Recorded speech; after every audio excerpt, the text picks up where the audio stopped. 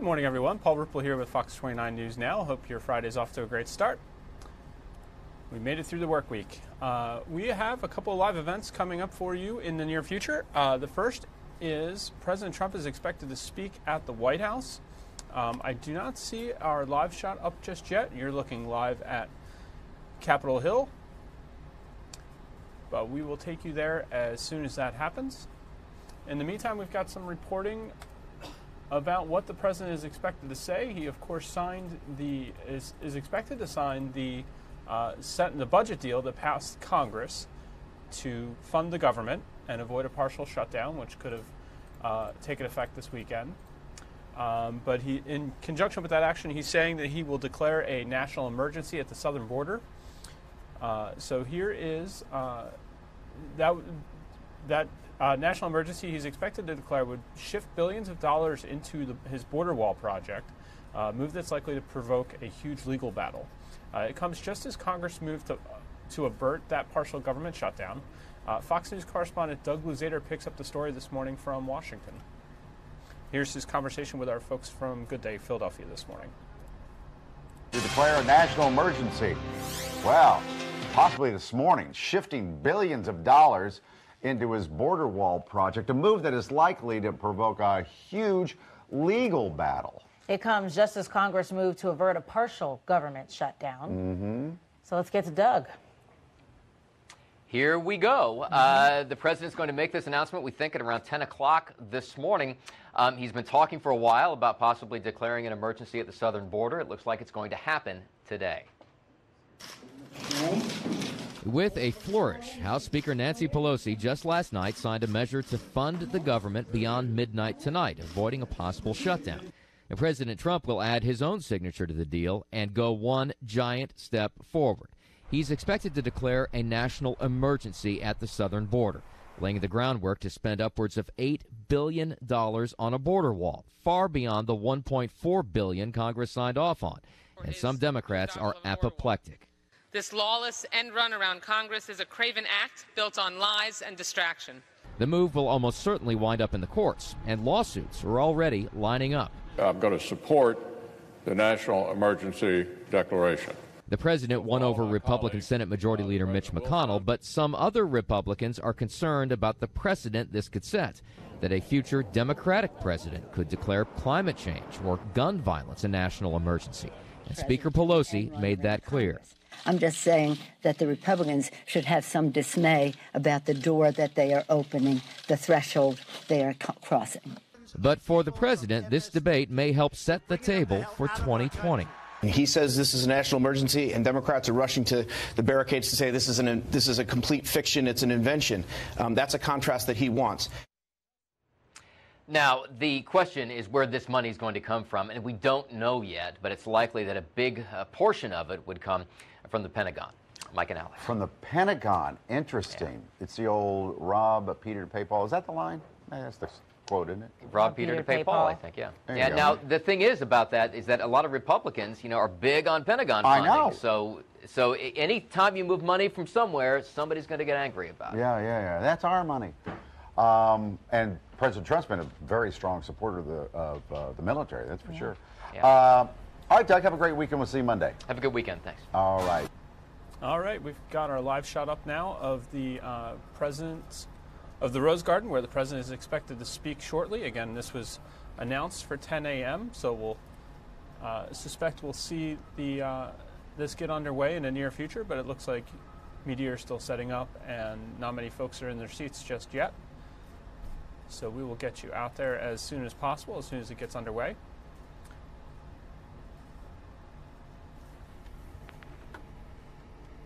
In the meantime, let's get you, we had as a guest this morning, Fox News Sunday's Chris Wallace joined Mike Jarek to talk a little bit about the political situation here for the president, and his guest for this Sunday morning as well, who will be joining Chris Wallace to talk about the national emergency has been declared here, the reaction to it, and more. Here is that conversation from Good Day Philadelphia this morning.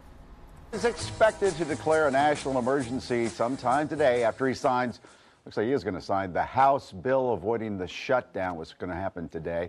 and he says he's prepared for a legal battle if it comes to that over his decision. Chris Wallace, welcome. National emergency, explain exactly what that entails. Well, a set of laws were passed in 1976 and after that give the president the right to declare a national emergency. More than 50 have been declared. There are 30 that are currently standing, but they're all very specific and very limited. But to give you an example, some of them are just freeze the assets of a terrorist or something like that. After 9/11, there was a national emergency declaration. Barack Obama had a swine flu declaration. What's different about this one, Mike, is that there's none that I can find where there's been a fight in Congress for years over a matter of policy, and Congress has refused to give the president the money he wants, and the president then declares a national emergency and then just goes around Congress and takes the money from other agencies that Congress refused to give him on its own. So this is different than those, and that's why this is certainly going to be a fight in Congress and also a fight in the courts. Would that go to the Supreme Court?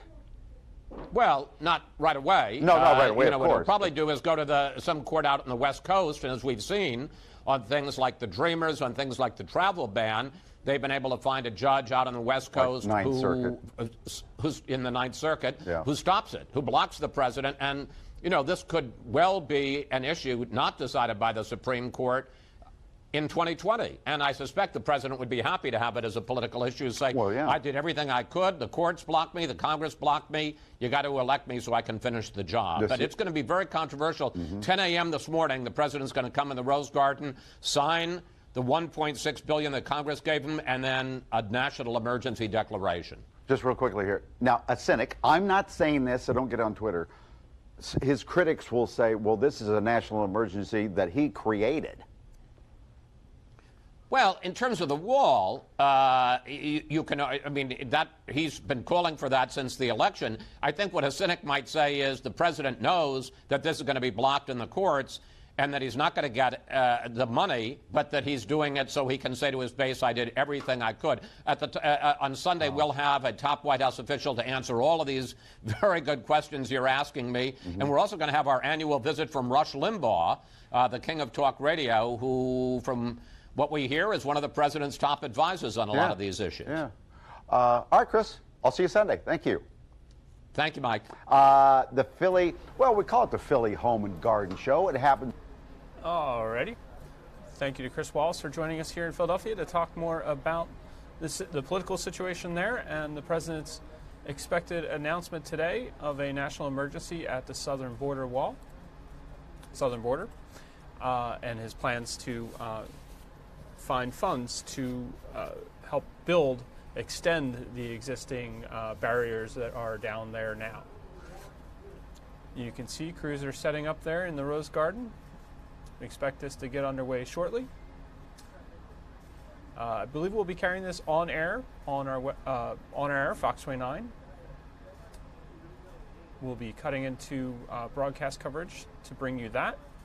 We'll also carry it for you right here and on our website and on our Facebook page, Fox 29 Philadelphia. So we'll get you there as soon as possible. In the meantime, let's get you to a couple local stories while we wait for the president to speak.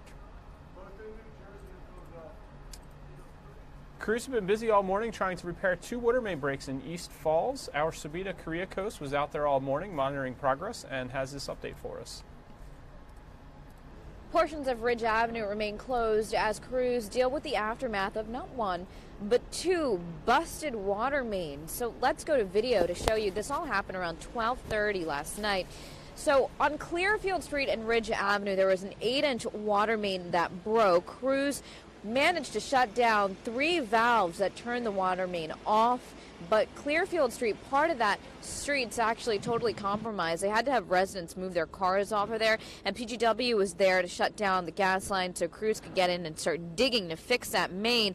And eventually, of course, they're going to have to repair that road as well. So if we go to the second piece of video, it's actually just down the road, still on Ridge Avenue, right around Ferry, where it heads towards the boulevard. That was another water main that broke. This one was either a 12-inch or a 16-inch main. We're not sure which one. Crews, of course, not long after the Clearfield Street one was shut down. They managed to shut down that water main break as well, the one you're looking at right now. But cleanup again in both of these locations continues. If we bring it back here at the intersection of Allegheny and Ridge, a main intersection here, you can see traffic still being diverted this morning as well as crews work to repair those water mains and then eventually repair the road as well. We are along Ridge Avenue. Sabina Kuriakos, Fox 29 News. Back to you. Thank you to Sabina for that report. We are, as I mentioned, awaiting the president's speech, but while we are doing that, there you see the live shot of the setup in the Rose Garden. We're bringing you a couple of local stories.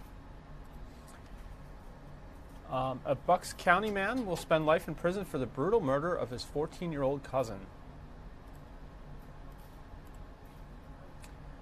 21-year-old Colin Hagg admitted to killing Autumn Bartle in March of last year. Hagg tried to sexually assault her before stabbing her more than 160 times, then shooting her in the head inside the Croydon home where they both lived, according to prosecutors. Yesterday, he pleaded guilty, and prosecutors dropped the death penalty.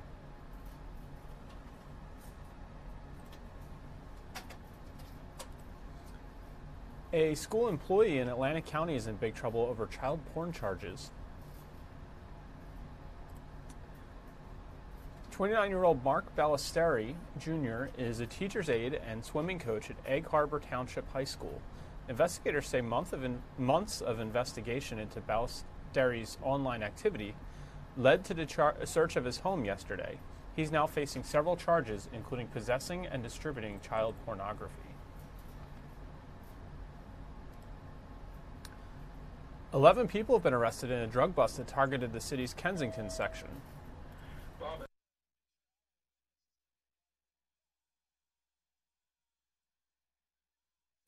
Yesterday, more than 160 officers served warrants on 13 homes and 15 vehicles where known suspects lived.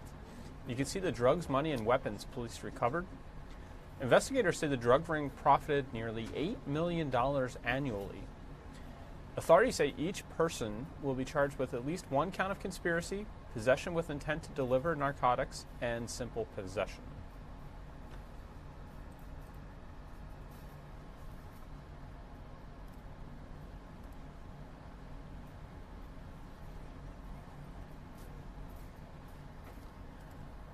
Police in Radnor arrested a Maryland woman in what could be a retail theft ring. It happened at the high-end boutique Jacques Ferber Furs in Wayne on Lancaster Avenue. The manager says one woman distracted her while the other stuffed the coat under her shirt. When the woman left, the manager took a picture of the license plate and notified police. She says she just knew something was off about the two. They're very active and they sort of have you jumping around. Like, do you have this, another size, how about this? So the distractor keeps you very distracted. Police pulled the women over not far from the store. They found the mink coat and more than $10,000 worth of other stolen items from various stores in Delaware and likely Maryland. 55-year-old Tamala Tucker was arrested and charged. Her 51-year-old sister and 79-year-old mother were also in the car. So far, they have not been charged.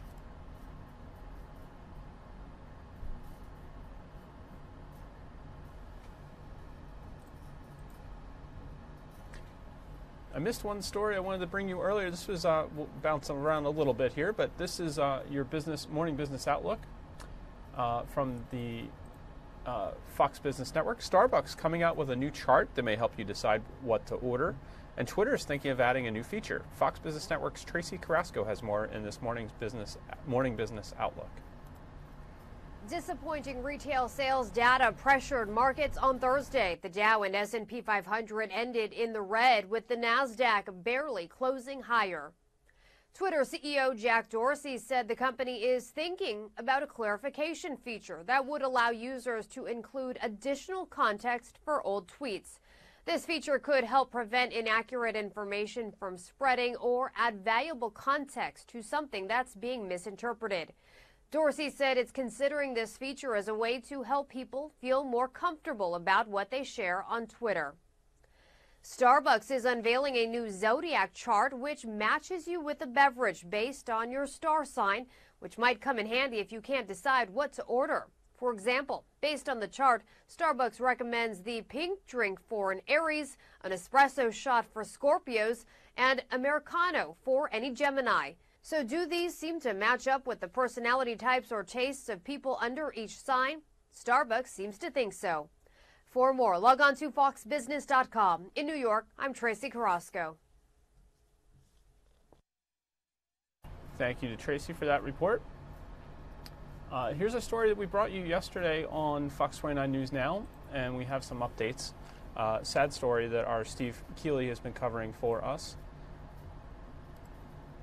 Family members have identified 17-year-old Nerita Robles as the young woman hit and killed by a police cruiser in Camden on Wednesday night. She was a senior in high school. Steve Keeley reported this morning from the scene of the crash in Camden and has multiple updates on the story.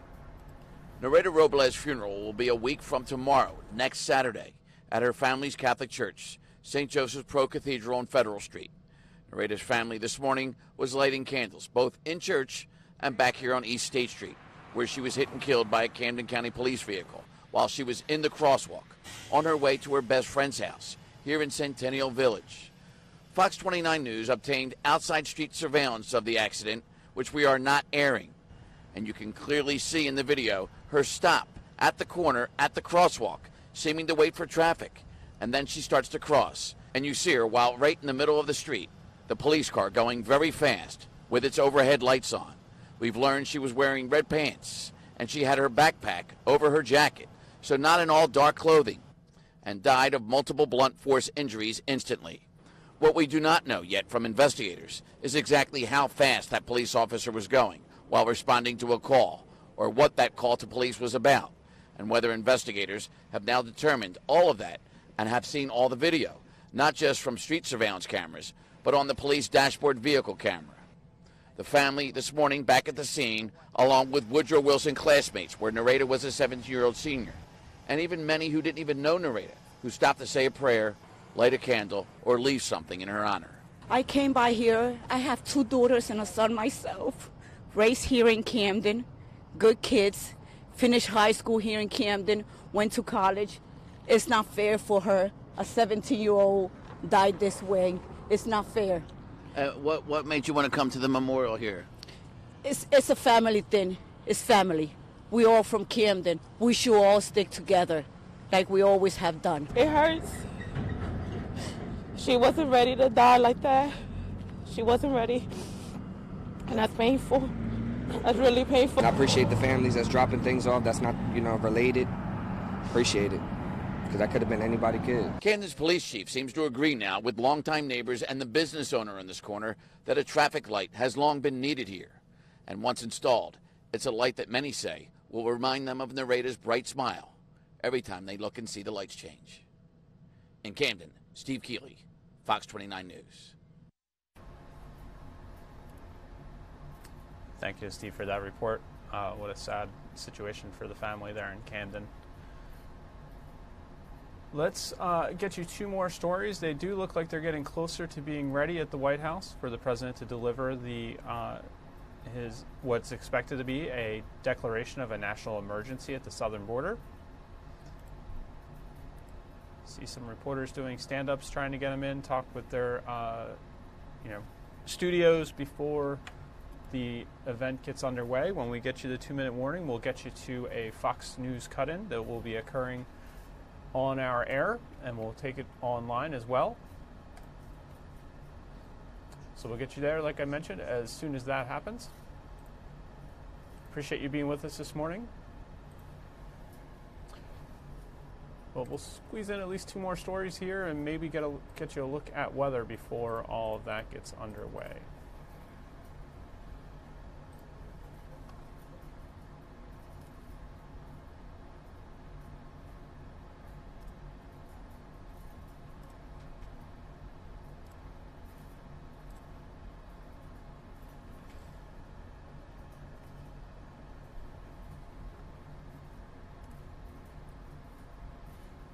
A student at Camden Academy Charter High School says she was told to remove her head wrap or face suspension. School officials say Janiyah Miller violated the school's uniform policy on Monday when she wore her Nigerian head wrap. And her mother says the school principal called her and said if it wasn't removed, she could face in-house suspension or she could pick her up from school. That's when her mother raced to the school, got her daughter, and took to Facebook with this message. She looked at me weird, and she was just like, well, what is that on your head? Like, in a sarcastic way. And I said, it's my Nigerian head wrap. So she said, no, not today. Like, no, you're not wearing it. There is 1 month for these kids that look like me, her, to get to express their history. Camden Academy declined our request for an on-camera interview, but in a written statement calls the incident, quote, a violation of the uniform policy that was handled appropriately and professionally by the principal. But her mother says she was just representing her culture. All right, let's get you out to Fox our Air, where we have Fox News cut in right now about the national emergency at the southern border. Let's listen in to the broadcast here. Passed the Senate and in the House after a 35-day shutdown that started more than a month ago. It has come to today. Speaker of the House Nancy Pelosi objecting to this upcoming announcement by the president, saying that if the president can declare an emergency on something that he has created as an emergency, an illusion that he wants to convey, just think of what a president with different values can present to the American people. That's her voice this morning. John Roberts is live at the White House as this announcement's gotten a little bit delayed since the top of the hour, John, but is likely to happen soon. Yes, Sandra, we did get a 2-minute warning about 3.5 minutes ago. 2-minute warnings here in Washington tend to be more of a suggestion than anything, but we do expect the president will be coming out very soon. He will announce that he has signed the bill. I don't see a table up there, so he's not going to actually sign it in front of us. And then he will declare a national emergency. Now, in terms of the money that Bill was talking about a second ago, there's only a certain portion of it that requires the declaration of a national emergency for him to tap into, and that is the military construction budget, the so-called Section 2808 portion of this money, and that's about $3.6 billion. They also plan on taking some money that's been seized from bad guys, drug lords among them, which is in the Treasury Department forfeiture program. That totals $601 million. And then through the Section 284 program, which is drug interdiction run by the Department of Defense, between the money that's currently in the program and some other money that will be reprogrammed, about $2.2 billion worth, they should get to a total of $2.5 billion. The president will be coming out in just a second. What you're seeing here, I believe, behind me is some of the angel moms that this White House has highlighted many times, people who have had loved ones killed by illegal immigrants. But back to the money again. The president and the White House believe that the money from the Treasury Department won't invite much of a challenge, if any, at all. They think that's pretty easy money. The money that's currently in the 284 program, they'll also get pretty easily, they believe. Then as they start to move money around, it gets a little bit dicier, and they do believe that tapping into the military construction budget, though the White House is telling us that none of the money that they have earmarked is for critical infrastructure construction projects, and that would be much more tailored toward a wall. That will likely invite a court challenge, but the White House has lawyered this thing in and out over weeks, if not months, and they believe, Sandra, that they have got a very strong stance to make should they go into court. And you can bet that they probably will be taken into court in California within the jurisdiction of the Ninth Circuit Court of Appeals, which up until last week, when they got a favorable ruling, really has been unfavorable to the president. Sandra? You know, John, a moment ago we saw William Barr just in the screen there. He was confirmed the next He's right behind me. Yeah, next Attorney General just yesterday.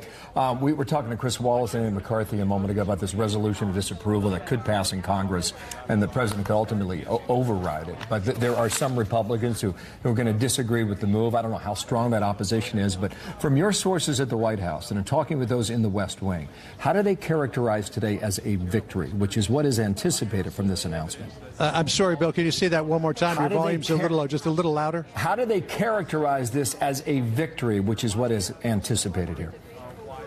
How do they characterize the $1.37 billion as a victory? Or the border security and the immigration fight itself. How will they frame that, John? Now I got you. Well, clearly, the argument that they're using is we are now in an era of divided government. You've got the Democrats that are controlling the House of Representatives. You've got Republicans who are controlling the Senate. And in divided government, you cannot get everything that you are looking for. The president is highlighting as a victory the fact that he got $23 billion in overall border security, though he didn't get what he wanted for the wall. There are also some restrictions within the bill, such as where they can and cannot build wall. The National Butterfly Center, just west of McAllen, Texas, for example, that they can't characterize as a win. They also need to engage in extensive negotiations with local officials in 5 different areas in Texas, right on the border there. They can't characterize that as a victory, though ultimately DHS will be able to build a wall. But I think, Bill, what they say is we're in an era of divided government. We got what we could. We're trying to backfill that as much as we can with this other money, and let's fight this battle in the 2020 election and try to change things around. At this point, it's anybody's guess how strong the opposition to this declaration will be when it comes to the House and the Senate. John, we've gotten the 2-minute warning here. We're waiting on the president. There seems to be that was 5 minutes ago. Yeah, well, and we await the president here. What about the reaction that we have had so far? There's been a lot of it from Capitol Hill overnight and into the morning, John. Yeah, well, I mean, clearly Democrats don't like the idea that the president is going to declare an emergency one bit, and organizations like the American Civil Liberties Union and others are already sharpening their pencils and preparing for the court challenge the moment that the president comes up here and announces that he is declaring a national emergency. There are some Republicans who don't believe that the president, at least that the president did not win in terms of getting the money that he wanted for a border wall. The president believes that Republicans didn't negotiate hard enough. But, I mean, it continues this fight. And what you're going to see today really is aimed at the president's base, to say that he is doing everything that he possibly can to make good on his central campaign promise. Now, don't forget, he's not going to get all of this money all at once. The money from the forfeiture, he will get very soon. The money from the 284 program, he'll get very soon. But the money from the military construction budget, that's going to take a long time. But they needed to request all of this money now because it all needs to be authorized in the current fiscal year, which ends on September the 30th. And then when we hit September 30th, they can start this process all over again. So this could be just the very beginning of the president's battle royale with Congress over moving money around within the government to fund his border wall. John, I would believe with the shot we have here, I think that's Mick Mulvaney in the West Wing, in the Oval Office, I should say there. The measure does include a lot of things that Democrats like, frankly. You think about the measure for improved surveillance equipment, more customs agents, humanitarian aid for detained immigrants. There's a lot in it that they can say, okay. Yeah, I mean, there's a lot in that bill that the Democrats can say, look, we didn't give the president what he was looking for. But the president agrees with Democrats that you need more technology. You need to harden up screenings at ports of entry, which is why I think $700 million was allocated for non-invasive screening equipment. But he says it only works if you have the border barrier, which is why he's digging in his heels here, and he is demanding money for a border wall. And if he can't get the money from Congress, he's going to get it some other way. You'll notice, too, all throughout this bill, and I talked to a couple of administration officials, there are little handcuffs that are put on much of the appropriation to say it can't be used for this, it can't be used for that, no money should be used for this, no money used for that.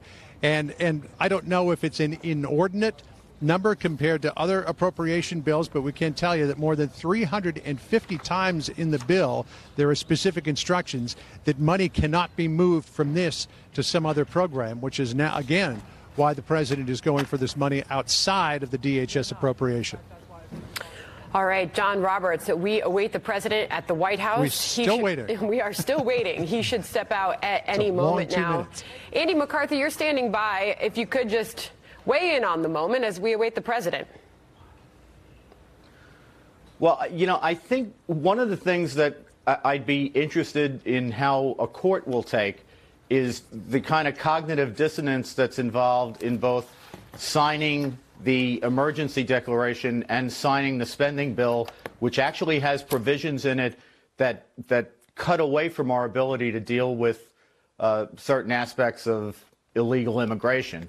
I think it's very tough for the president to say, on the one hand, I had to do this because it was an emergency, and on the other hand, sign a piece of legislation that not only gives him a lot less funding than he wanted, but actually cuts down on our ability to detain people who are illegally in the country and actually gives some immunity to people who are in the country illegally who might be in a position to sponsor the incoming family members, particularly the minors, who are a large part of the reason why we have the crisis the president is citing in the first place. Now, Andy, can you take us through the law here? Help us understand this. Presently, there are 30 national emergencies in effect. That's of the 1st of February, 2019. One of which goes back to November 14th, 1979, on behalf of President Jimmy Carter, that blocked Iranian government property. And you go through this list, and it's through President Clinton and Presidents Bush, and it deals with Sudan, it deals with the Balkans, it deals with Zimbabwe, and there's so many more here. Burundi, Republic of Congo. So what's the big deal in declaring a national emergency when you have so many of these that are still in effect today? Just give us the distinction for how we should understand what the beef is this time. Well, the beef this time is political. What you're citing is a big problem that we have in the structure of our government and in constitutional law. The two problems that you have, Bill, are, number one, Congress is very good at declaring emergencies or finding the situations that they think rise to the level of emergencies. They're not really good at saying, okay, that's over now, so let's go back to normal legislation.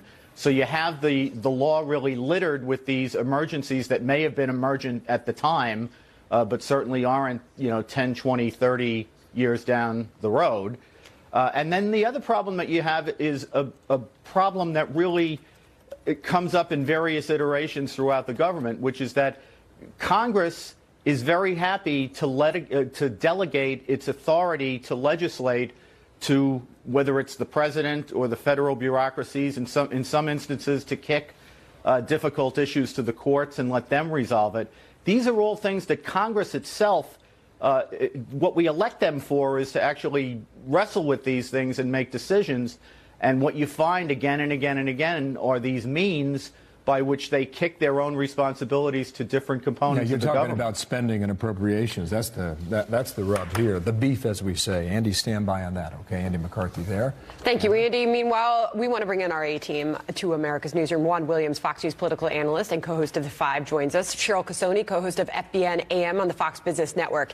And Matt Gorman, former communications director for the National Republican Congressional Committee. It's anybody's guess when the president steps out here to deliver this address. We do know that the White House has confirmed, Matt, to you first, that he intends to sign this massive border deal that was passed by Congress and declare a national emergency. Your thoughts as we await the president here?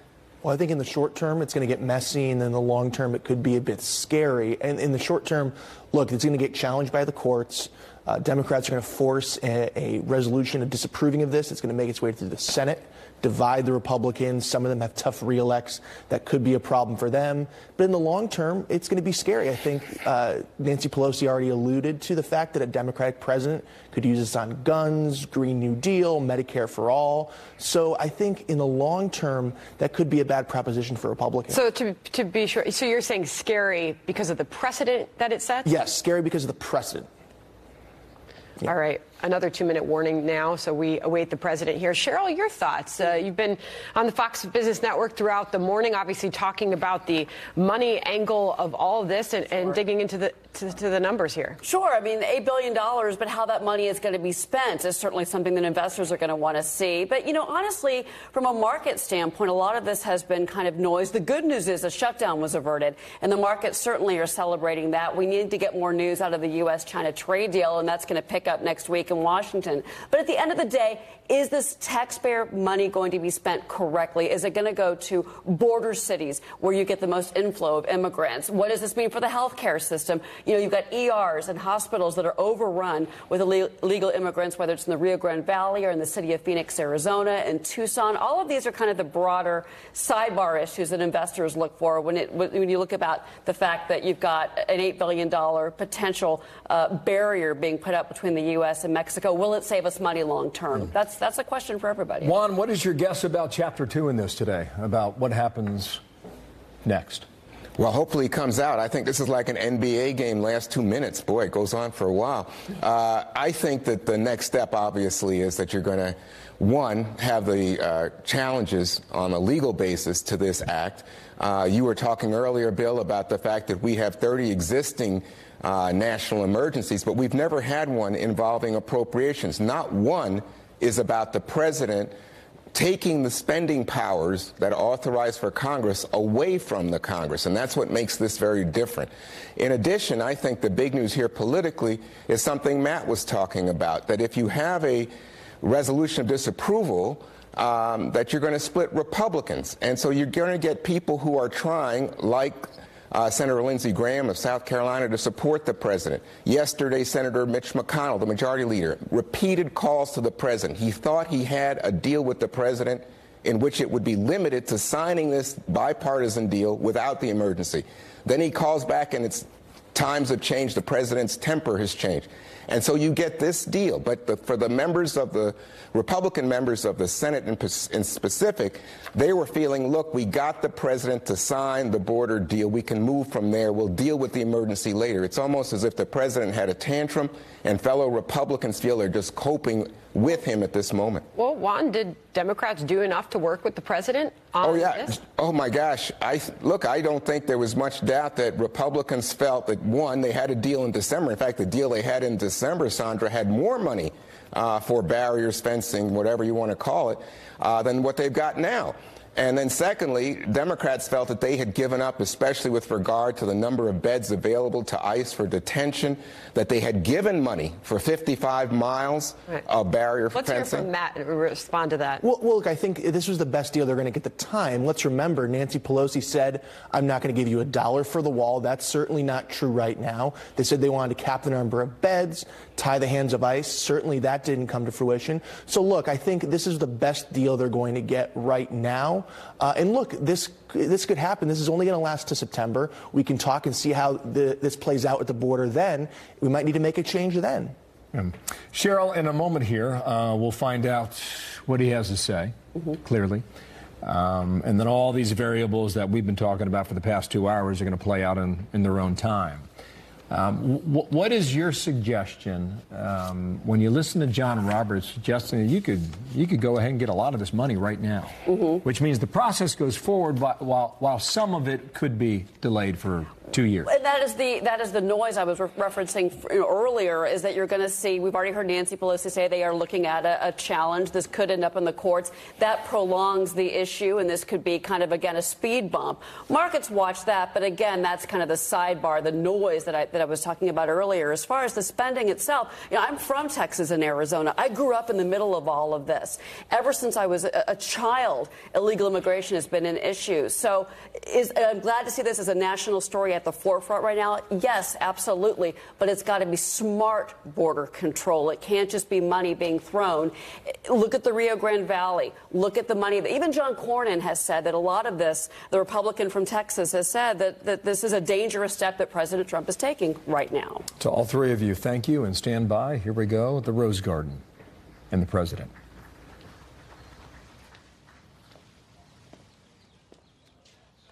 Thank you very much, everybody. Before we begin, I'd like to just say that we have a large team of very talented people in China. We've had a negotiation going on for about 2 days. It's going extremely well. Who knows what that means, because it only matters if we get it done, but we're very much working very closely with China and President Xi, who I respect a lot. Very good relationship that we have. And we're a lot closer than we ever were in this country with having a real trade deal. We're covering everything, all of the points that people have been talking about for years that said couldn't be done, whether it was theft or anything. The unfairness. We've been losing, on average, $375 billion a year with China. A lot of people think it's $506 billion. Some people think it's much more than that. We're going to be leveling the playing field. The tariffs are hurting China very badly. They don't want them, and frankly, if we can make the deal, it'd be my honor to remove them. But otherwise, we're having many billions of dollars pouring into our treasury. We've never had that before with China. It's been very much of a one-way street. So that's happening, and the relationship with China is very good. But I think they finally respect our country. They haven't respected us for a long time. Not for a long time. The UK and the US, as you probably have been seeing and hearing, we're agreeing to go forward and preserve our trade agreement. You know all of the situation with respect to Brexit and the complexity and the problems, but we have a very good trading relationship with UK, and that's just been strengthened further. So with the UK, we're continuing our trade, and we are going to actually be increasing it very substantially as time goes by. We expect that the UK will be very, very substantially increased as it relates to trade with the United States. The relationship there also is very good. We have a lot of great announcements having to do with Syria and our success with the eradication of the caliphate, and that'll be announced over the next 24 hours, and many other things. A lot of positive things are going on. We're working on a summit, and you know all about the summit. It'll be in Vietnam, Hanoi, and we'll be meeting in Hanoi. I think a lot of you will be going, I suspect, and I hope we have the same good luck as we had in the first summit. A lot was done in the first summit. No more rockets going up, no more missiles going up, no more testing of nuclear. Get back our remains, the remains of our great heroes from the Korean War. And we got back our hostages. But we hope we're going to be very much equally as successful. I'm in no rush for speed. We just don't want testing. The sanctions, as you know, remain. Everything is remaining. China's been helping us, and Russia's been helping us. And South Korea, I think you can say, has been, we've been working very closely with South Korea, with Japan. But China, Russia on the border have really been at least partially living up to what they're supposed to be doing, and that's okay, as per the United Nations. So we will have a meeting on the 27th and 28th of February, and I think that will be a very successful, and I look forward to seeing Chairman Kim. We have also established a very good relationship, which has never happened between him or his family and the United States. They have really taken advantage of the United States. Billions of dollars has been paid to them. And we won't let that happen, but we think that North Korea and Chairman Kim have a tremendous potential as an economic force, economic power. Their location between South Korea and then Russia and China, right smack in the middle, is phenomenal. And we think they have a great chance for tremendous economic prosperity in the future. So I look forward to seeing Chairman Kim in Vietnam. Today I'm announcing several critical actions that my administration is taking to confront a problem that we have right here at home. We fight wars that are 6,000 miles away, wars that we should have never been in many cases, but we don't control our own border. So we're going to confront the national security crisis on our southern border. And we're going to do it one way or the other. We have to do it. Not because it was a campaign promise, which it is. It was one of many, by the way, not my only one. We're rebuilding the military. Our economy is thriving like never before. You look at other economies. They're doing terribly, and we're doing phenomenally. The market is up tremendously today. Not that that's anything but, because I'll go back in and they'll say, oh, the market just went down. But the market is getting close to the new highs that we created. We have all the records. We have every record, but we're getting close to that point again where we'll create new records. So our country is doing very well economically, and we've done a lot. But one of the things I said I have to do and I want to do is border security, because we have tremendous amounts of drugs flowing into our country, much of it coming from the southern border. When you look and when you listen to politicians, in particular certain Democrats, they say it all comes through the port of entry. It's wrong. It's wrong. It's just a lie. It's all a lie.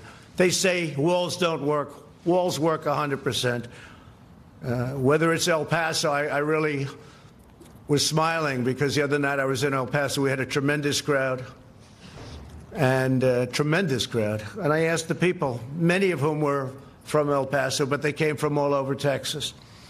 And I asked them, I said, let me ask you, as a crowd, when the wall went up, was it better? You were there, some of you. It was not only better, it was like 100% better. You know what they did. But that's only one example. There are so many examples. In El Paso, they have close to 2,000 murders right on the other side of the wall. And they had 23 murders. It's a lot of murders. But it's not close to 2,000 murders, right on the other side of the wall in Mexico. So everyone knows that walls work. And there are better examples than El Paso, frankly. You just take a look almost everywhere. Take a look at Israel. They're building another wall. Their wall is 99.9% effective, they told me. 99.9%. That's what it would be with us, too. The only weakness is they go to a wall and then they go around the wall. They go around the wall and in. Okay? That's what it is. Very simple. And a big majority of the big drugs, the big drug loads, don't go through ports of entry. They can't go through ports of entry. You can't take big loads because you have people. We have some very capable people, the Border Patrol, law enforcement, looking. You can't take human traffic, women and girls. You can't take them through ports of entry. You can't have them tied up in the back seat of a car or a truck or a van. They open the door. They look. They can't see three women with tape in their mouth or three women whose hands are tied. They go through areas where you have no wall. Everybody knows that. Nancy knows it. Chuck knows it. They all know it. It's all a big lie. It's a big con game. You don't have to be very smart to know. You put up a barrier, the people come in, and that's it. They can't do anything unless they walk left or right, and they find an area where there's no barrier, and they come into the United States. Welcome. We've detained more people. Our border agents are doing such incredible work. Our military has been incredible. We put up barbed wire on top of certain old walls that were there. We fixed the wall and we loaded up with barbed wire. It's very successful. But our military has been fantastic, and I want to thank them. And it's very necessary. We've broken up 2 caravans that are on their way. They just are breaking. They're in the process of breaking up. We have another one that we haven't been able to break up yet. We've been actually working with Mexico much better than ever before. I want to thank the president. I want to thank Mexico. They have their own problems. They have the largest number of murders that they've ever had in their history. Almost 40,000 murders. 40,000. And they got to straighten that out, and I think they will. But I just want to thank the president because he's been helping us with these monstrous caravans that have been coming up. We had one that was up to over 15,000 people. It's largely broken up. Others have gotten through. And in Tijuana, you have a lot of people staying there. If we didn't have the wall up and if we didn't have the wall secured and strengthened, they would have walked right through. They'd be welcome to the United States. One of the things we'd save just a tremendous amount on would be sending the military. If we had a wall, we don't need the military because we'd have a wall. So I'm going to be signing a national emergency. And it's been signed many times before. It's been signed by other presidents. From 1977 or so, it gave the presidents the power. There's rarely been a problem. They sign it. Nobody cares. I guess they weren't very exciting. But nobody cares. They sign it for far less important things in some cases, in many cases. We're talking about an invasion of our country with drugs, with human traffickers, with all types of criminals and gangs. We have some of the greatest people I know. They've been with me from the beginning of my campaign, almost from the first week, the angel moms. Unfortunately, we have new angel moms. One incredible woman just showed me her daughter, who we're talking about, killed in the year of 18. I said, I haven't seen you before. She said, no, I'm new. I said, that's too bad. It's too bad. It's so sad. Stand up just for a second. Show how beautiful your girl was.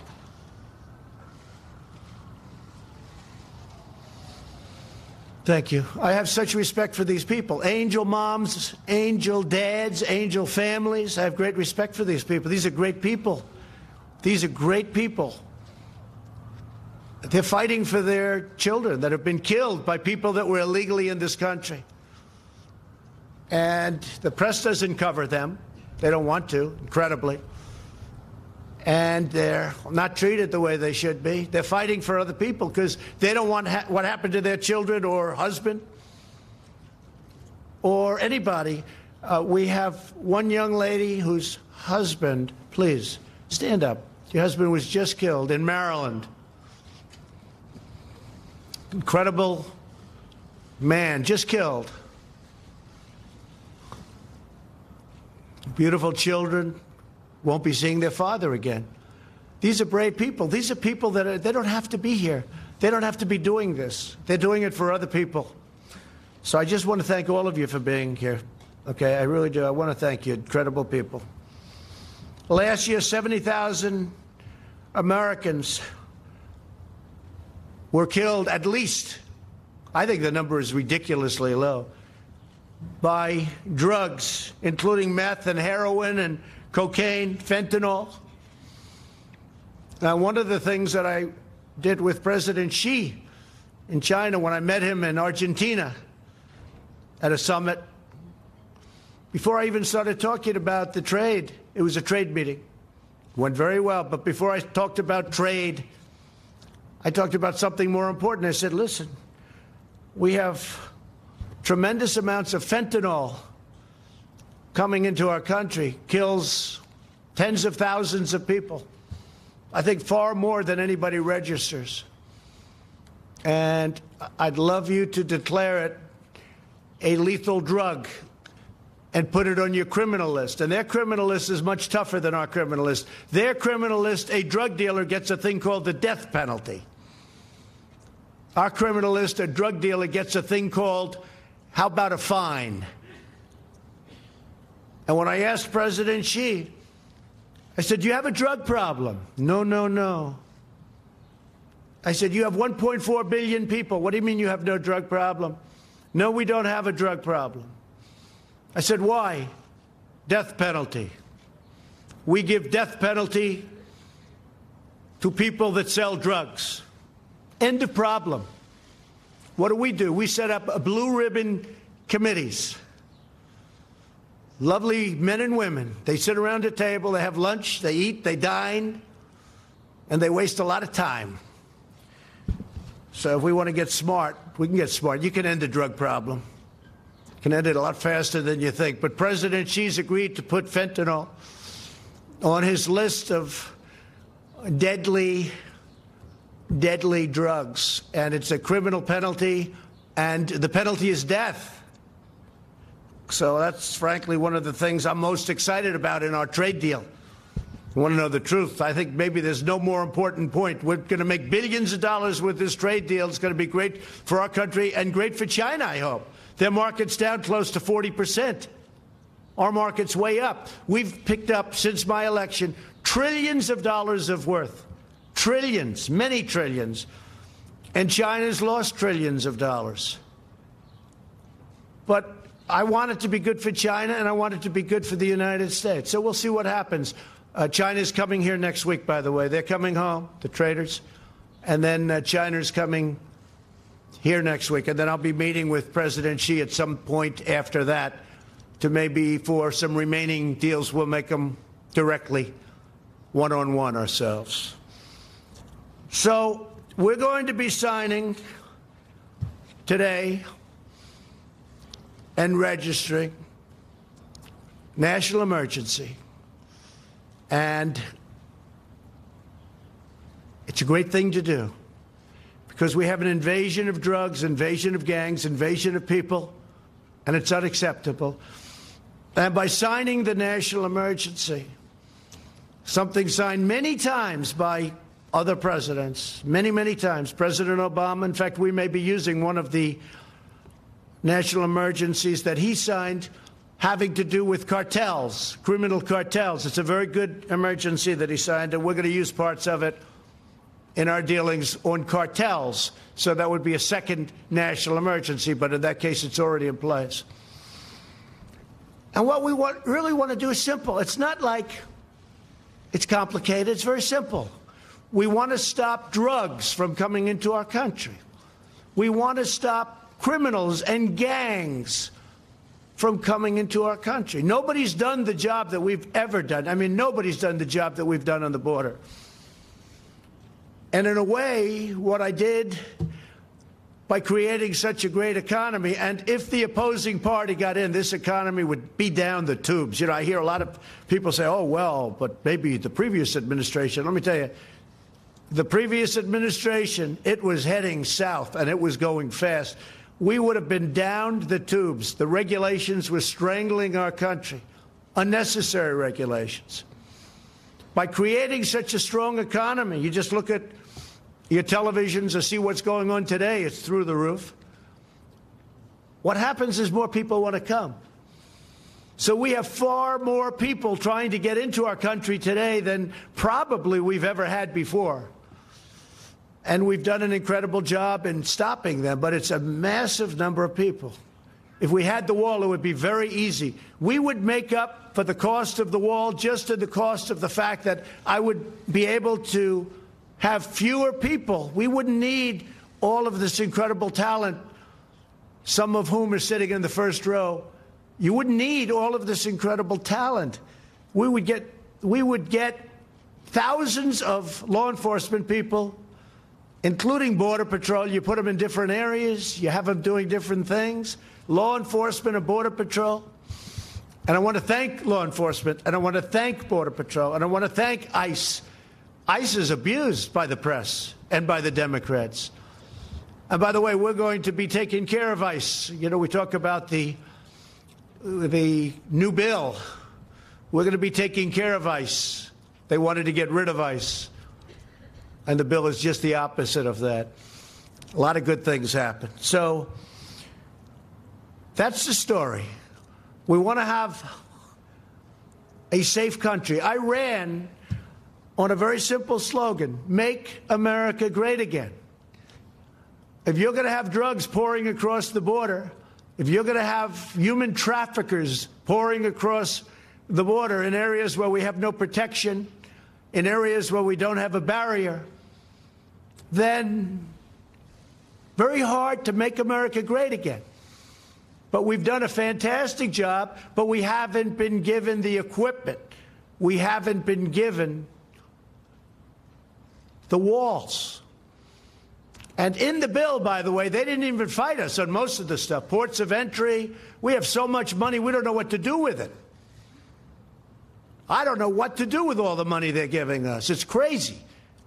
The only place they don't want to give us much money, $1.375 billion. Sounds like a lot, but it's not so much, although we're putting it to much better use than it used to be. A lot of the past administrations, it was easy to get, they didn't build, or they didn't do what they could have done. It would have been great. It would have been great to have done it earlier, but I was a little new to the job, a little new to the profession. And we had a little disappointment for the first year and a half. People that should have stepped up did not step up. They didn't step up, and they should have. It would have been easy. Not that easy, but it would have been a lot easier. But some people didn't step up. But we're stepping up now. So we have a chance of getting close to $8 billion. Whether it's $8 billion or $2 billion or $1.5 billion, it's going to build a lot of wall. We're getting it done. We're right now in construction with wall in some of the most important areas. And we have renovated a tremendous amount of wall, making it just as good as new. That's where a lot of the money has been spent on renovation. In fact, we were restricted to renovating, which is okay. But we're going to run out of areas that we can renovate pretty soon. And we need new wall. So I want to thank everybody for being here. I want to thank in particular the angel moms and dads for being here. Thank you very much. We have great respect for you. The real country, our real country, the people that really love our country, they love you. So I just want you to know that. I know how hard you fight, and I know how hard a fight you're having. I also want to thank all of the law enforcement for the job you do. Believe me, our country loves you, and they respect you greatly. And we're giving you a lot of surplus. We're giving you surplus military equipment, which a lot of people didn't like giving previous to this administration.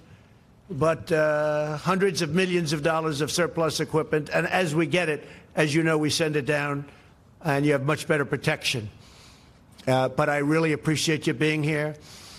So the order is signed, and I'll sign the final papers as soon as I get into the Oval Office, and we will have a national emergency, and we will then be sued, and they will sue us in the Ninth Circuit, even though it shouldn't be there, and we will possibly get a bad ruling, and then we'll get another bad ruling, and then we'll end up in the Supreme Court, and hopefully we'll get a fair shake, and we'll win in the Supreme Court. Just like the ban, they sued us in the Ninth Circuit, and we lost, and then we lost in the appellate division, and then we went to the Supreme Court, and we won. And it was very interesting because yesterday they were talking about the ban, because we have a ban. It's very helpful. Madam Secretary, is that right? Without the ban, we'd have a bigger problem. We have a ban on certain areas, certain countries, depending on what's going on in the world. And we won. But somebody said, President Trump lost on the ban. Well, he was right. I lost at the lower court. He didn't say that we ultimately won at the United States Supreme Court. They didn't want to say that. They didn't want to go that far. They were saying how I lost. The person sitting right up here, Donald Trump lost on the ban. Yeah, I did. And then I lost a second time. You should have said that, too. And then it went to the Supreme Court, and I won. Didn't want to take it that far. But we won on the ban, and we won on other things, too. The probably easiest one to win is on declaring a national emergency, because we're declaring it for virtual invasion purposes, drugs, traffickers, and gangs. And one of the things, just to finish, we have removed thousands of MS-13 gang monsters. Thousands. They're out of this country. We take them out by the thousands, and they are monsters. Okay. Do you have any questions? Yeah. John, go ahead. Yes. You were prepared. Mr. President, a lot of the money... Were you saying I was prepared? What, with the microphone and prepared for questions? I thought you meant I was prepared. I wouldn't believe you said that. People don't like saying that. You were prepared for questions. I am prepared. I'm always prepared. A lot of the money that goes to count toward your $8 billion is money that's being reprogrammed in the DOD budget. How can you guarantee to military families and to our men and women of the military that none of the money that would be reprogrammed to a wall will take away from other technology, other renovations, construction that is desperately needed in our military? So, John, we had certain funds that are being used at the discretion of generals, at the discretion of the military. Some of them haven't been allocated yet, and some of the generals think that this is more important. I was speaking to a couple of them. They think this is far more important than what they were going to use it for. I said, what were you going to use it for? And I won't go into details, but didn't sound too important to me. Plus, if you think, I've gotten $700 billion for the military in year one, And then last year, $716 billion. And we're rebuilding our military. But we have a lot. And under the previous administration, our military was depleted, badly depleted. And they weren't spending, I mean, they had a much smaller amount of money. So when I got $700 billion and then $716 billion, and this year it's going to be pretty big too, because there's few things more important than our military. You know, I'm a big deficit believer in all of that, but before we really start focusing on certain things, we have to build up our military. It was very badly depleted. And we're buying all new jet fighters, all new missiles, all new defensive equipment. We'll soon have a military like we've never had before. But when you think about the kind of numbers you're talking about, so you have $700 billion, $716 billion, when I need $2 billion, $3 billion out of that for a wall, which is a very important instrument, very important for the military because of the drugs that pour in. And as you know, we have specific rules and regulations where they have drugs and what you can do in order to stop drugs, and that's part of it too. We're taking a lot of money from that realm also. But when you have that kind of money going into the military, this is a very, very small amount that we're asking for. Now, go ahead. Go ahead. ABC, not NBC. I like ABC a little bit more, not much. Come on, ABC. Not much. Pretty close. Mr. President, what do you say to those, including some of your Republican allies, who say that you are violating the Constitution with this move and setting a bad precedent that will be abused by possibly Democratic presidents in the future? Marco Rubio. Well, not too many people, yeah. Not too many people have said that. But the courts will determine that. Look, I expect to be sued. I shouldn't be sued. Very rarely do you get sued when you do national emergency. And then other people say, oh, if you use it for this, now what are we using it for? We've got to get rid of drugs and gangs and people. It's an invasion. We have an invasion of drugs and criminals coming into our country that we stop, but it's very hard to stop.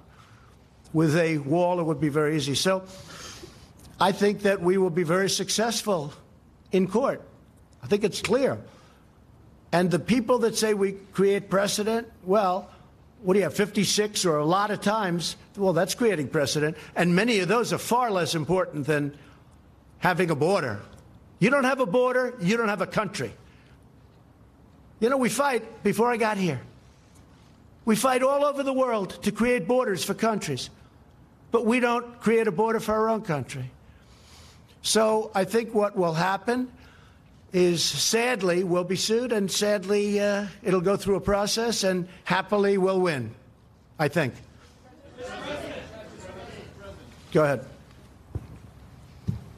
Let's go. Let's hear it, NBC. Thank you, Mr. President. I just want to say, when in the past, when President Obama tried to use executive action as it related to immigration, you said the whole concept of executive order, it's not the way the country's supposed to be run. You said you're supposed to go through Congress and make a deal.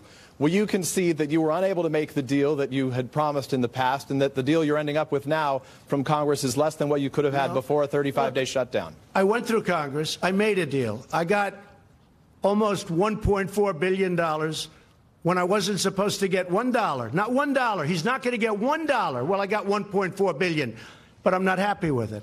I also got billions and billions of dollars for other things.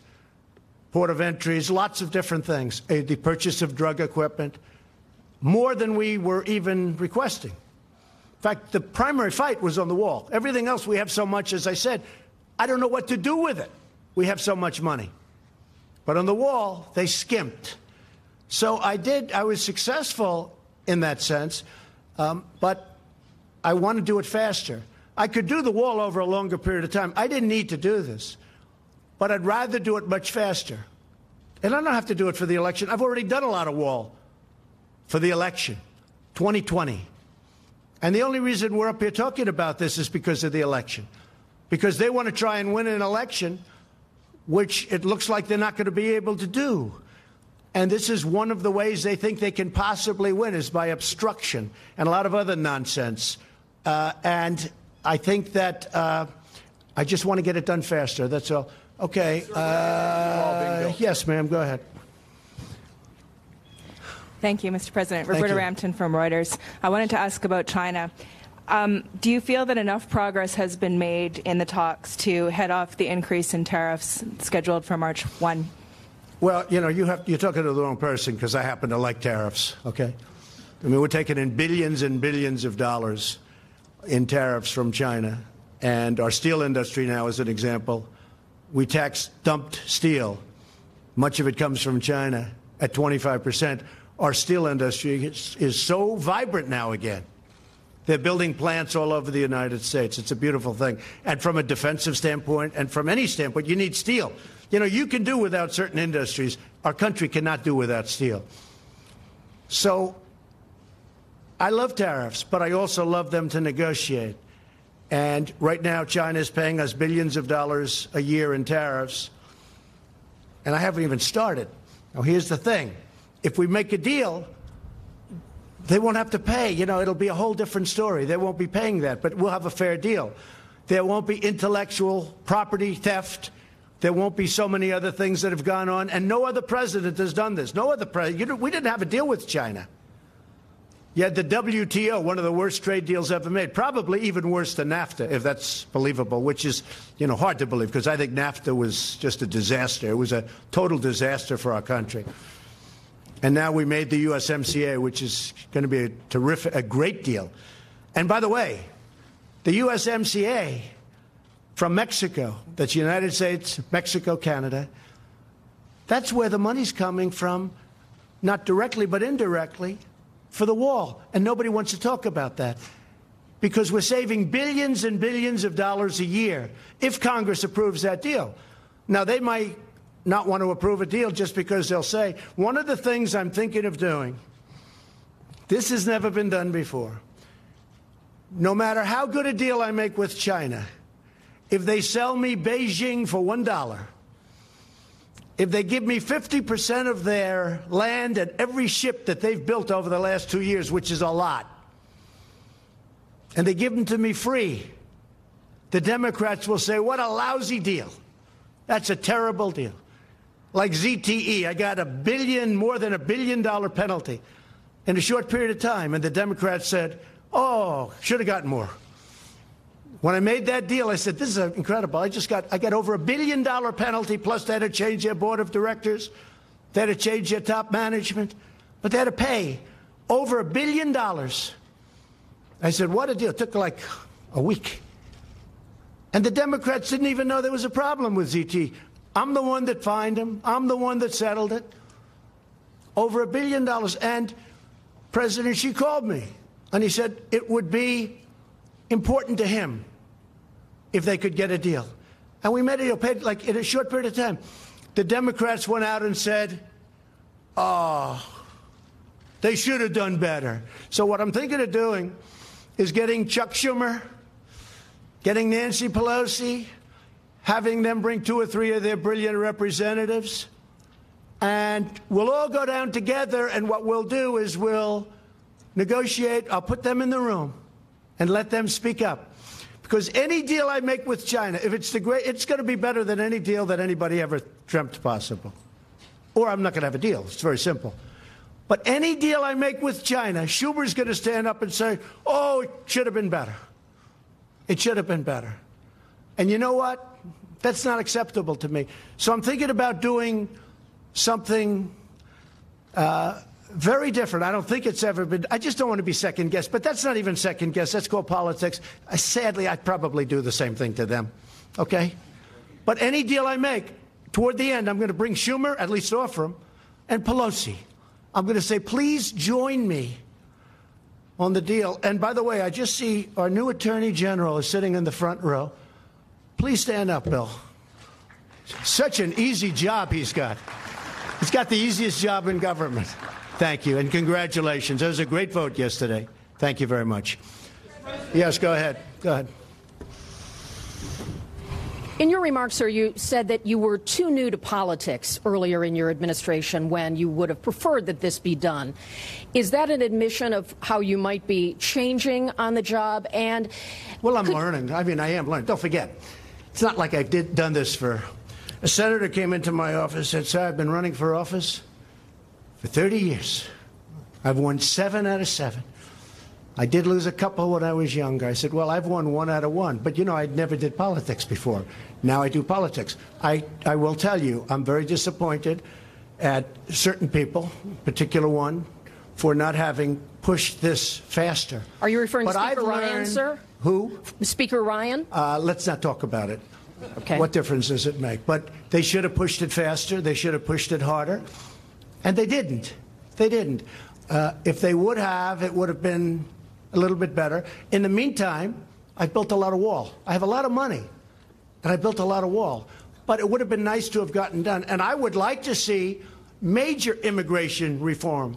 And maybe that's something we can all work on, Bill, where we all get together and do major immigration reform, not just for a wall, for a barrier, for port of entry, for other things. We have a real problem.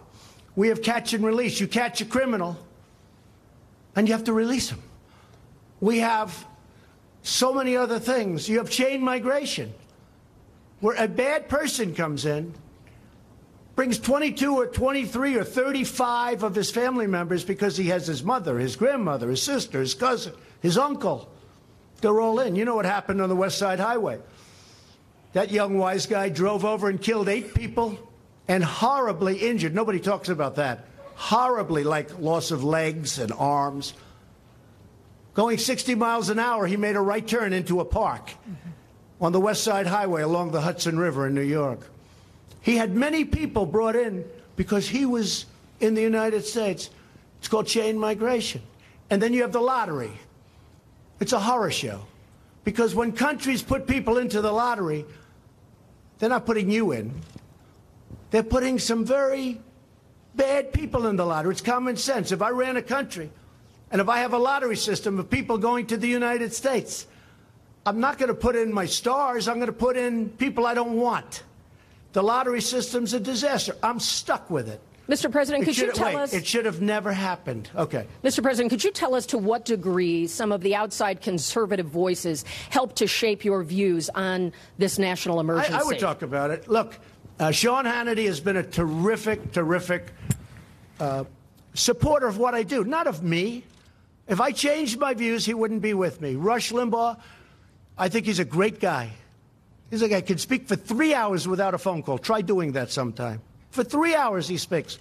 He's got one of the biggest audiences in the history of the world. I mean, this guy is unbelievable.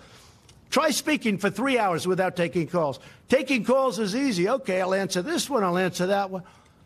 He goes for 3 hours, and he's got an audience that's fantastic. Wait. Should they be deciding policy, sir? They don't decide policy. In fact, if I went opposite, I mean, they have somebody, Ann Coulter. I don't know her. I hardly know her. I haven't spoken to her in way over a year. But the press loves saying Ann Coulter. Probably if I did speak to her, she'd be very nice. I just don't have the time to speak to her. I would speak to her. I have nothing against her. In fact, I like her for one reason. When they asked her, like right at the beginning, who's going to win the election? She said, Donald Trump. And the 2 people that asked her that question smiled. They said, you're kidding, aren't you? Nope, Donald Trump. So I like her. But she's off the reservation, but anybody that knows her understands that. But I haven't spoken to her. I don't follow her. I don't talk to her. But the press loves to bring up the name Ann Coulter. And you know what? I think she's fine. I think she's good, but I just don't speak to her. Laura's been great, Laura Ingraham. Tucker Carlson's been great. I actually have a couple of people on CNN that have been very good. I have some on MSNBC the other day. They did a great report of me. I say, where the hell did that come from? I think it was the only one in over a year. So the crazy thing is, I just had, as you know, Rasmussen 52% in the polls. This is my highest poll number. And people get what we're doing. They get it. They really get it. And I'm honored by it. Yes, Jim Acosta.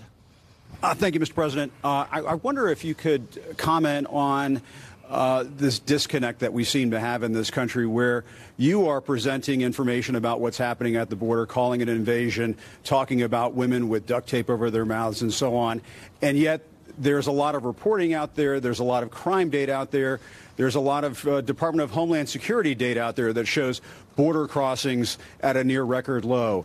That shows undocumented immigrants committing crime at lower levels. That shows undocumented criminals or undocumented immigrants committing crime at lower levels than native-born Americans. What do you say to you don't really believe that stat? Do you really believe that stat? Take a look at our federal prisons. I believe in facts and statistics and data. Any more quick? Let's go. Let me just ask you this. What do you say to your critics who say that you are creating a national emergency, that you're concocting a national emergency here in order to get your wall because you couldn't get it through other ways? Moms, what do you think? Do you think I'm creating something? Ask these incredible women who lost their daughters and their sons, okay? Because your question is a very political question because you have an agenda. You're CNN. You're fake news. You have an agenda. The numbers that you gave are wrong. Take a look at our federal prison population. See how many of them, percentage-wise, are illegal aliens. Just see. Go ahead and see. It's a fake question. Yes, go ahead. Can I ask a follow-up? Thank you, Mr. President. Just to follow up on that, unifying crime reporting statistics, numbers from your own Border Patrol, numbers from this government show that the amount of illegal immigrants are down. There is not violence on the border. And that there's most not violence on the there's border? not as much violence really? as. Wait a minute. People Let me finish the question, please. Let me finish the question. 2 weeks ago, 26 people were killed in a gunfight on the border. I understand what you're saying. saying. A mile away from where I went. I was there. I understand. That's not the question. The question is. Do we forget about that? No, I'm not forgetting about it. I'm asking you to clarify where you get your numbers because most of the DEA crime reporting statistics that we see show that drugs are coming across at the ports of entry, that illegal immigration is down, and the violence is down. Okay. So what do you base your facts on? Come on, let's go. Secondly... no, you get one. You get one. Well, the second question is... Wait, sit down. Sit down. Could you please answer Sit down. You get one question. I get my numbers from a lot of sources, like Homeland Security, primarily. And the numbers that I have from Homeland Security are a disaster. And you know what else is a disaster? The numbers that come out of Homeland Security, Kirsten, for the cost that we spend and the money that we lose because of illegal immigration. Billions and billions of dollars a month. Billions and billions of dollars. And it's unnecessary. So your own government stats are wrong, are you saying? No, I use many stats. Could you share those stats with us? Let me tell you, you have stats that are far worse than the ones that I use. But I use many stats, but I also use Homeland Security. All right, next question. And do you, wait a minute, just a quick follow-up. Go, please. Thank you, Mr. President. I just want to bring you back to China for a second. The White House put out a statement today talking about the March 1st deadline. The other day, though, you gave the possibility that maybe this could slide. Are you eyeing a possible extension, 30 days, maybe 60 days? Where does the status there? Or is March 1st So it's the a very deadline? big deal. I guess you could say it's like, must be the biggest deal ever made. If you think trade with China, how big does that get? Although, if you look, the USMCA is right up there. But it's very complicated. There are many, many points that we're bringing up that nobody ever brought up or thought to bring up, but they're very important because we were on the wrong side of every one of them. There is a possibility that I will extend the date. And if I do that, if I see that we're close to a deal or the deal is going in the right direction, I would do that at the same tariffs that we're charging now. I would not increase the tariffs. Let me also ask you about the debt, sir, because it's gone from a shade under $20 trillion from when you took office. Now it's a shade over $22 trillion and heading in the wrong direction. What are your plans to reverse it? Well, it's all about growth. But before I really focus on that, and you have to remember, President Obama put on more debt on this country than every president in the history of our country combined. So when I took over, we had one man that put on more debt than every other president combined. Combine them all. So you can't be talking about that. But I talk about it because I consider it very important. But first I have to straighten out the military. The military was depleted. And if we don't have a strong military, that hopefully we won't have to use because it's strong, if we don't have a strong military, you don't have to worry about debt. You have bigger problems. So I had to straighten out the military. That's why I did the $700 and $716 billion. But growth will straighten it out. You saw last month the trade deficit went way down. Everybody said, what happened? Well, what's happening is growth. But before I can focus too much on that, a very big expense is military, and we have no choice but to straighten out our military. Is growth the only answer, sir, or is entitlement? Yes, ma'am. Go ahead. Thank you, Mr. President. On North Korea, back on the last summit, you guys came out with a pretty general agreement. Yes. I was wondering what you thought has been accomplished since the last summit, and then are we going to be seeing anything concrete on denuclearization? Yeah, a lot's been accomplished. We're dealing with them. We're talking to them. When I came into office, I met right there in the Oval Office with President Obama, and I sat in those beautiful chairs, and we talked. It was supposed to be 15 minutes. As you know, it ended up being many times longer than that. And I said, what's the biggest problem? He said, by far, North Korea. And I don't want to speak for him, but I believe he would have gone to war with North Korea. I think he was ready to go to war. In fact, he told me he was so close to starting a big war with North Korea.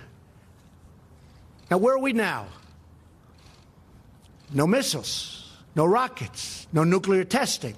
We've learned a lot. But much more importantly than all of it, much more important than that, is we have a great relationship. I have a very good relationship with Kim Jong-un. And I've done a job. In fact, I think I can say this.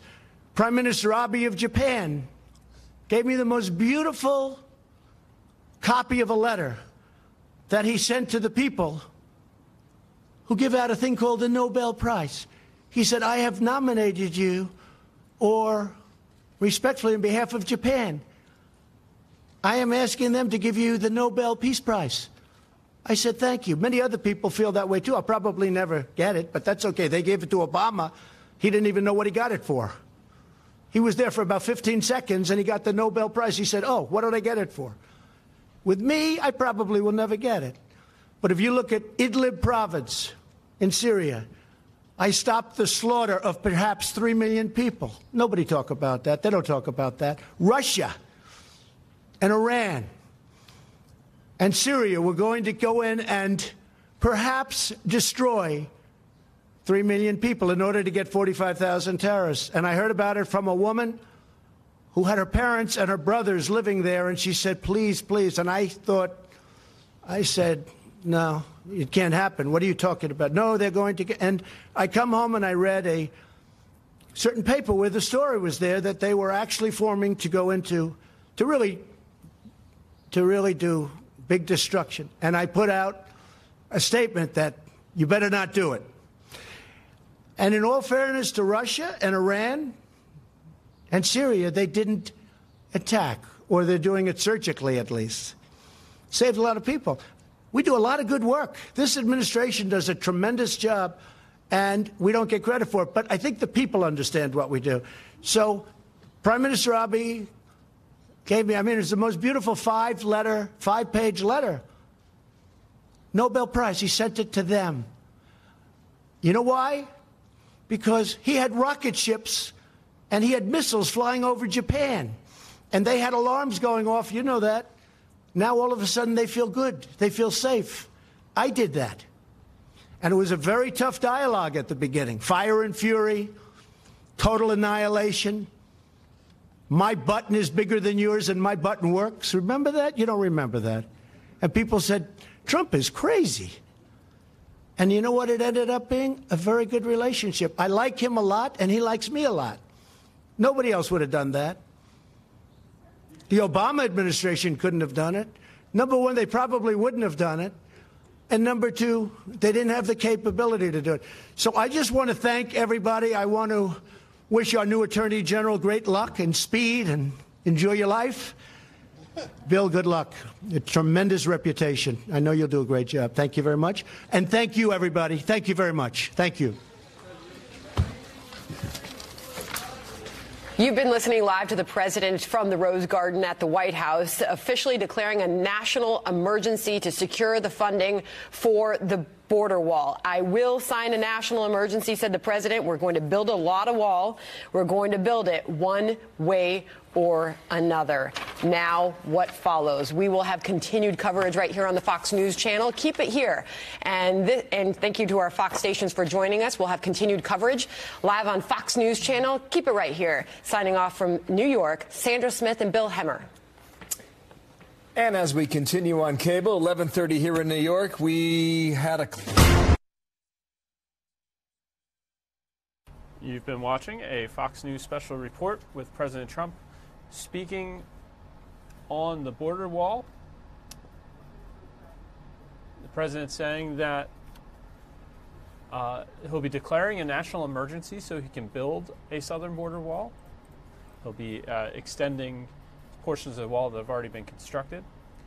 The president did not say when he would make that declaration, but the move would allow him to bypass Congress to spend more money to erect barriers on the U.S.-Mexico border. Congress has given the president, about $1.4 billion for border barriers, well below the $5.7 that the president has insisted he needed to build the wall. To get around Congress, the President Trump plans to use his executive authority to tap other sources of funding to get a total of $8 billion to build the wall. The White House says Trump plans to tap accounts in the Treasury and Defense Departments, but not money earmarked for disaster relief. Our shot dropped there momentarily, but let's get you back. Looks like we have cutaways here. Members of the press talking right now in the audience.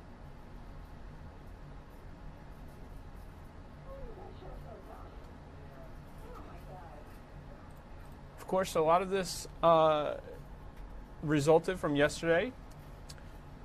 Senate Majority Leader Mitch McConnell saying he supports the president declaring a national emergency to fund the border wall. Then the White House made an announcement as the Senate prepared to vote on the border security compromise bill. That announcement being that the commander-in-chief would sign a spending bill to avert another government shutdown, but would take the extraordinary step of declaring a national emergency to obtain the funds for his proposed border wall. Speaking on the Senate floor, Majority Leader McConnell said the move is something the president has suggested for weeks he might do. McConnell said, "I've just had an opportunity to speak with President Trump, and I would say to all my colleagues, he has indicated he is prepared to sign the bill.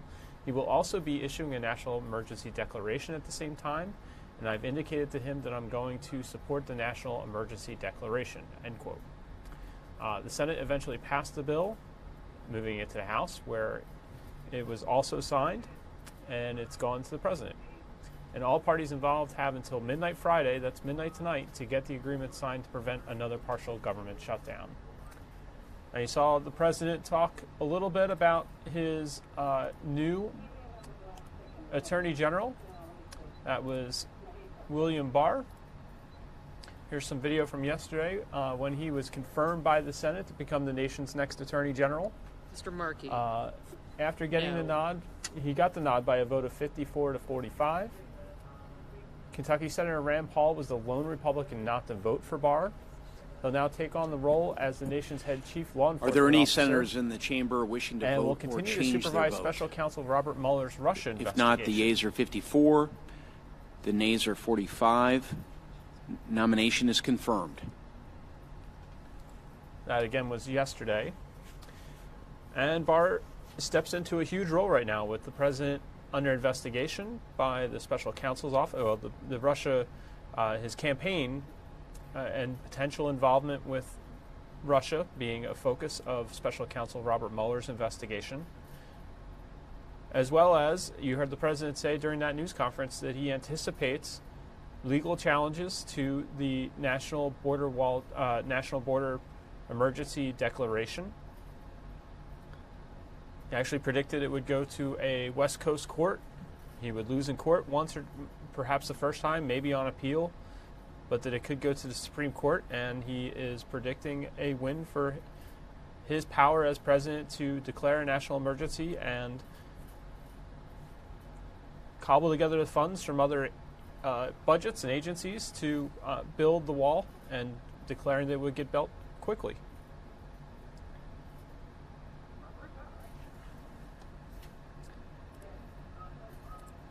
National emergency declaration also can be reviewed by Congress.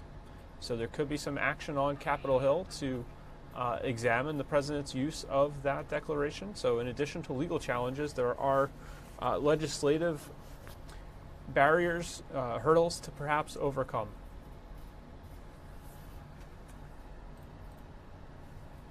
While we were in that news conference, there was some developments on a story that we have been following for some time. Let's get you those.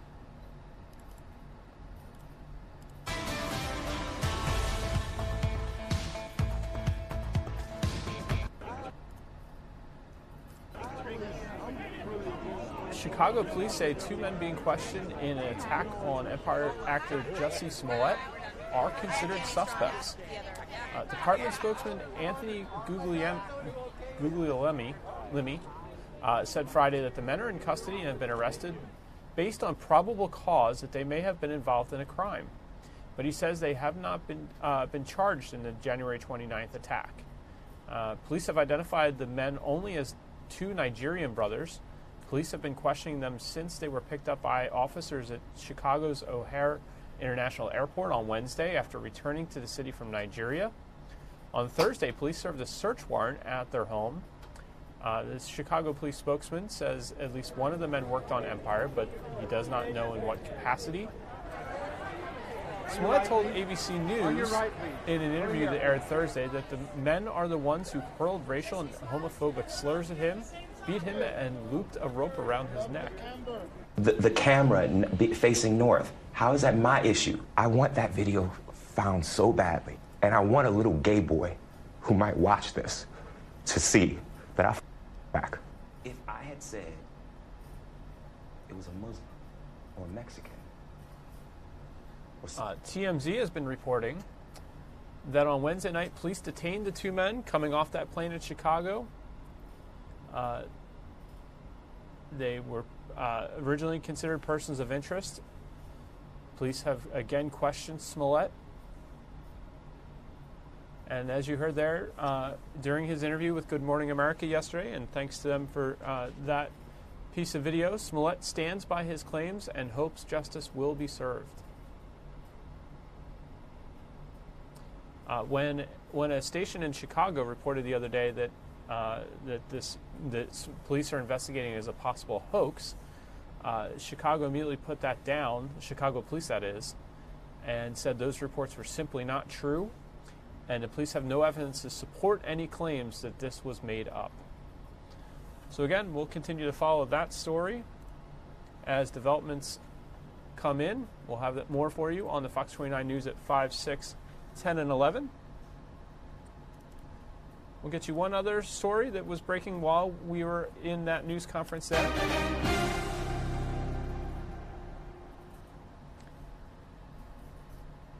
Leaked State Department emails. A leaked State Department email says U.S. military aircraft will start delivering 250 tons of humanitarian aid to the Venezuela border. That's a report from the Associated Press saying that the U.S. military is going to begin assisting with delivering 250 tons of humanitarian aid to the Venezuela border. Of course, there's a crisis in Venezuela where there are competing claims for leadership. The U.S. has backed another individual, not the current leader of Venezuela, who is Mr. Maduro. Maduro has been backed by some other countries, including Russia. And it's a bit of a power struggle there, but the U.S. is going to start. I believe Maduro has stopped some of the aid from coming in, suspecting that it could be support for his rival there. But the Associated Press is now reporting that, according to a leaked State Department email, U.S. military aircraft will start delivering 250 tons of humanitarian aid to the Venezuela border. Before we go, let's get you a look at weather.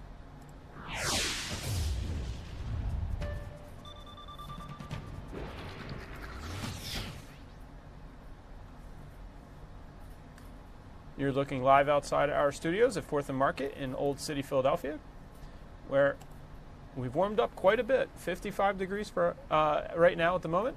Dew point is 37. Wind out of south at 13 miles per hour. Let's get you a look at ultimate Doppler radar. This is the zoomed in version, so you can see some rain moving a little bit to our north and west. Here's a wider view with some timestamps for you.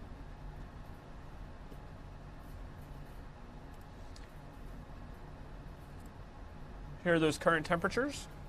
50s for much of the area. As warm as 58 in Dover, looks to be the high point right now. Allentown 47, even Mount Pocono 42.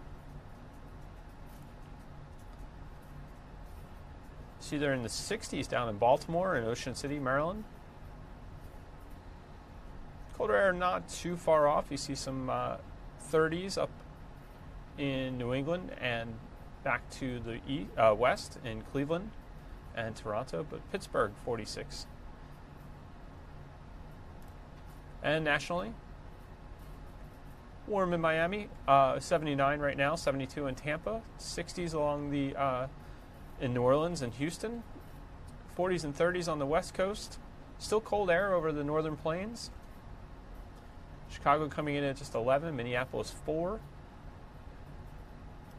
Locally, our wind chill, not a whole lot of wind to speak of, so chills, and it's relatively warm outside, so not much to speak of there. In terms of temperature change, it's 13 degrees warmer at this hour than it was yesterday in Philadelphia. Teens were up by figures in the teens across almost the entire area. Allentown just 9, Millville 10. There you see our wind speeds. It is a bit breezy out there, but it's not making it feel that much colder. And we've even got gusts to 32 in Dover, 23 in Wilmington, and 20 Mount Pocono. Visibility is good around the area. And there's your look at satellite.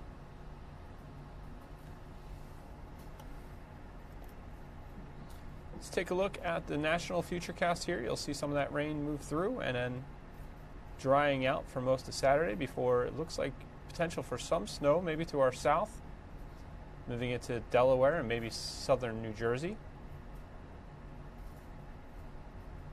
Here is a look at your forecast. Your 7-day forecast from the Fox 29 Weather Authority. Friday will be mostly cloudy with a shower. 58 today. We're calling it at 8.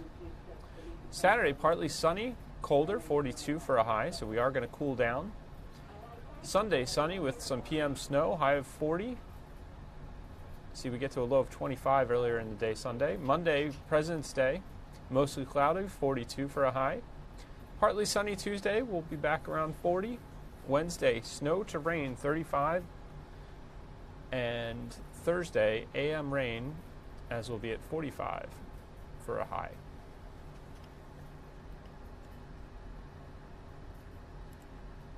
One more look at ultimate Doppler.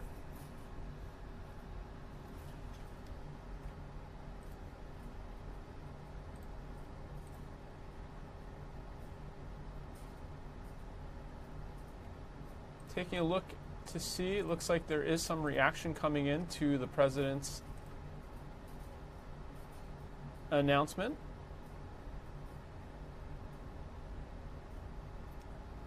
I'll read this to you while we look at the White House. We'll look at Capitol Hill, actually. This is a joint statement from House Speaker Nancy Pelosi and Senate Democratic Leader Chuck Schumer. It says, quote, "The president's unlawful declaration over a crisis that does not exist does great violence to our Constitution and makes America less safe, stealing from urgently needed defense funds for the Secretary of our military and our nation. This is plainly a power grab by a disappointed president who has gone outside the bounds of the law to try to get what he failed to achieve in the constitutional legislative process." There's more here. I'm going to see if I can bring up some of these tweets on screen for you. But I'll continue. This is again from the statement issued jointly by Nancy Pelosi and Chuck Schumer. The president's actions clearly violate the Congress's exclusive power of the purse, which our founders enshrined in the Constitution. The Congress will defend our constitutional authorities in the Congress and the courts and in the public using every remedy available.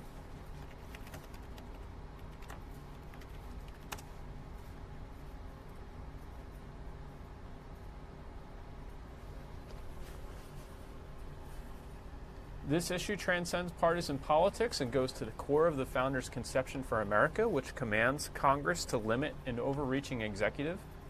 The President's emergency declaration, if unchecked, would fundamentally alter the balance of powers, inconsistent with our founders' vision.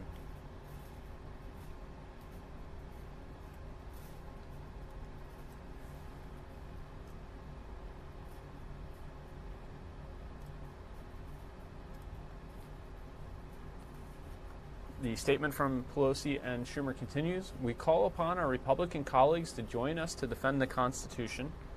Just as both parties honored our oath to protect the American people by passing the conference committee bill, the Congress on a bipartisan basis must honor the Constitution by defending our system of checks and balances. The President is not above the law. The Congress cannot let the President shred the Constitution." Again, those words are from a joint press release issued by House Speaker Nancy Pelosi and Senate Minority Leader Chuck Schumer.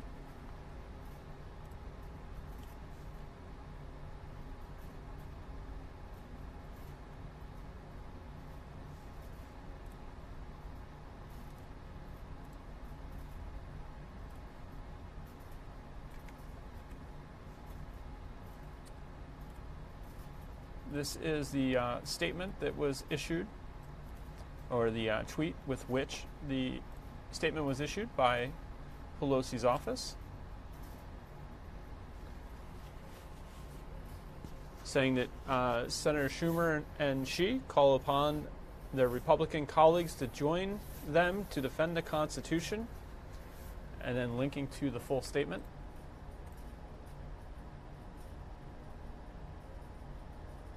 Meanwhile, Press Secretary, White House Press Secretary Sarah Sanders has tweeted a photo of the President signing the declaration for a national emergency to address the national security and humanitarian crisis at the southern border. It was actually tweeted 45 minutes ago, so I guess he signed it, or at least signed some portion of it, before he spoke, although he seemed to indicate during the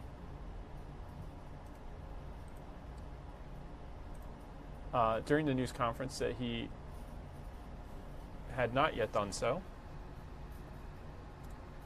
or had more documents to sign. In the competing news releases here, it appears the White House has put out a press statement in addition to the news conference. The title is President Donald J. Trump's Border Security Victory. They have a quote from the President about never wavering from his sacred duty to defend the nation and its people to get the job done.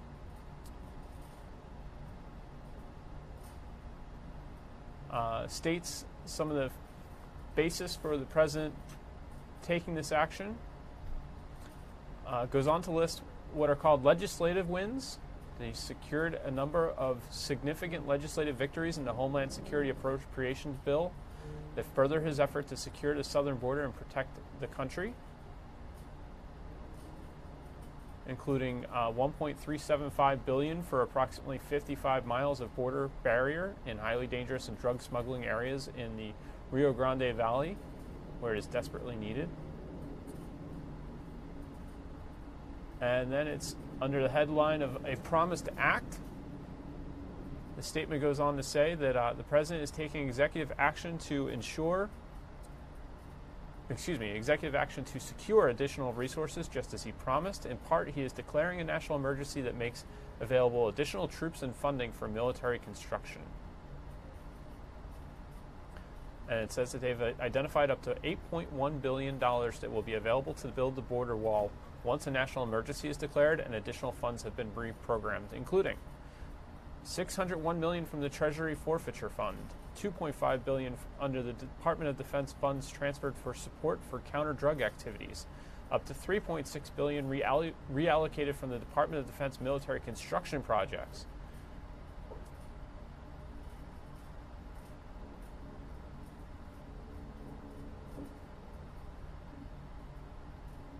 And it says that the President and the DOD, Homeland Security, and the Army Corps of Engineers are working to create a prioritized list of segments and a work plan for the remainder of fiscal year 2019 and beyond. The President further justifies the national emergency declaration by saying that since 1976, presidents have declared nearly 60 national emergencies, most continually renewed and still in effect after being continually renewed. And governors have declared states of emergency along the border in the past.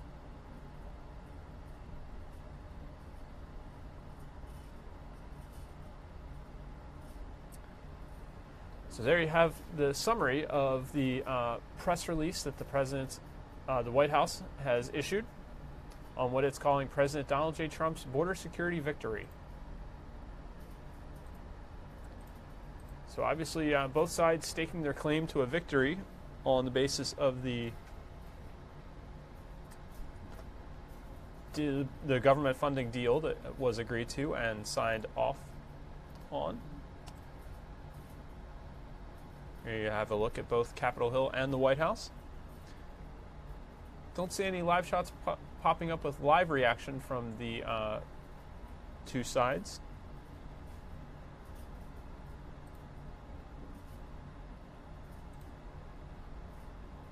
Again, we'll have much more for you tonight on the Fox 29 News at 5, 6, 10, and 11.